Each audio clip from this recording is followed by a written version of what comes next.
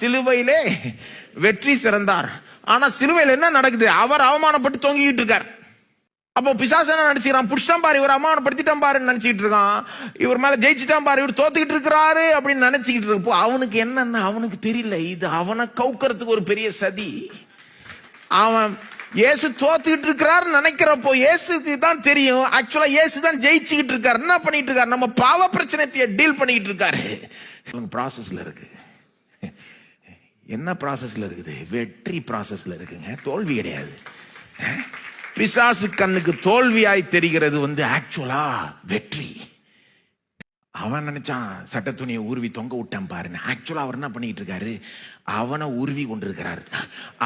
துரைத்தனங்களை அதிகாரங்களையும் உரிந்து கொண்டு பிசாசின் சக்திகளை வெளியரங்கமான கோலமாய் ஆக்கி கொண்டிருக்கிறார். அவனுக்கு ஒன்னும் புரியல. ஒன்னும் 3 நாள்ல புரிஞ்சிடும் அவனுக்கு. சிலுவையை நீங்க உண்மையில இப்படி பார்த்துட்டீங்கன்னா அதுக்கப்புறம் எல்லாத்தையுமே வித்தியாசமா பார்க்க தொடங்கிடுவீங்க. உலகத்தையே வித்தியாசமா பார்க்க தொடங்கிடுவீங்க. உங்க வாழ்க்கையை வித்தியாசமா பார்க்க தொடங்கிடுவீங்க. என் வாழ்க்கை வலி வேதனையினால் நிறைந்திருக்குது, பாடுகளினால் நிறைந்திருக்கிறது. இன்றைக்கு ஒருவேளை உங்க வாழ்க்கையில பல விதமான தீமைகள் இருக்கிறப்போ அவர் ஆளலையா? ஆள்றாருங்க. தீமை அவர் கொண்டு வரல, ஆனா அந்த தீமையின் மீது ஆளுகிறார். என்னத்தையோ பண்ணி கொண்டிருக்கிறாரு. உங்களுக்கு தெரியல, யாருக்கும் தெரியல, எந்த கண்ணுக்கும் தெரியாது. கொஞ்சம் வெயிட் பண்ணீங்கன்னா தெரியும். ஆனா என்ன நடக்குதுன்னா பிஹைண்ட் த சீன்ஸ் அந்த வலி இன்பமாய் மாறிக்கொண்டிருக்கிறது. பிஹைண்ட் த சீன்ஸ் அந்த ஒரு பாடு ஆசீர்வாதமா மாறிக்கொண்டிருக்கிறது. உலகம் பார்த்து சிரிக்கும், சிரிச்சிட்டு போறான், ப்ராசஸ்ல இருக்குன்னு நீங்க தெரிஞ்சுக்கணும்.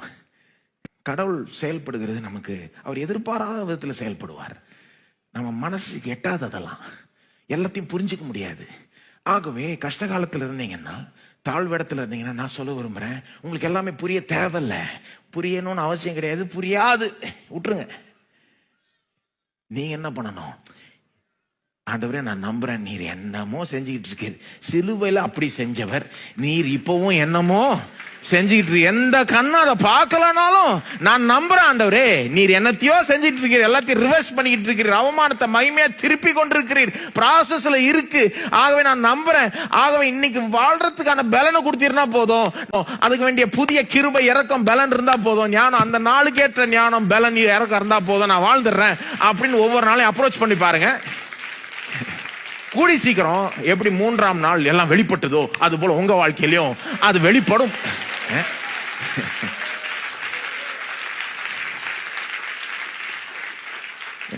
ஒண்ணு இல்லைங்க, ப்ராசஸ்ல இருக்குங்க. ப்ராசஸ்ல இருக்கு, அவ்வளவுதான். என்ன ப்ராசஸ்ல இருக்கு? உங்க வெற்றி ப்ராசஸ்ல இருக்கு, உங்க மகிமை ப்ராசஸ்ல இருக்கு.